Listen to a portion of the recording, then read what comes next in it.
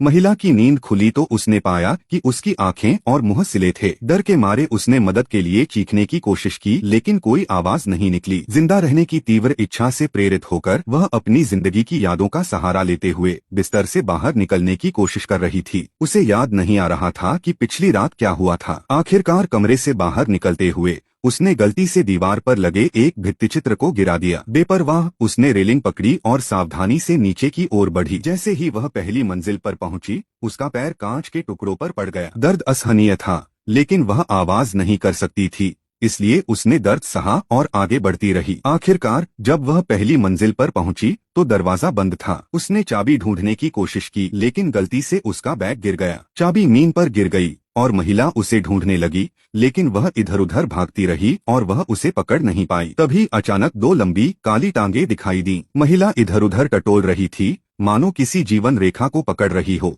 लेकिन अगले ही पल उसने महिला के बाल पकड़ लिए। पता चला कि अपराधी उसकी अपनी बेटी थी। उस शाम उसकी बेटी रसोई में स्वादिष्ट खाना, एक शानदार डिनर तैयार कर रही थी, मानो किसी का इंतजार कर रही हो। तभी एक आदमी अंदर आया। पिता बिना किसी आश्चर्य के मुड़ा और अपना कोट उतार दिया, लेकिन 2 कदम चलने के बाद उसका पैर किसी चीज पर पड़ गया। उसने उसे उठाया और देखा कि वह एक सिरिंज थी।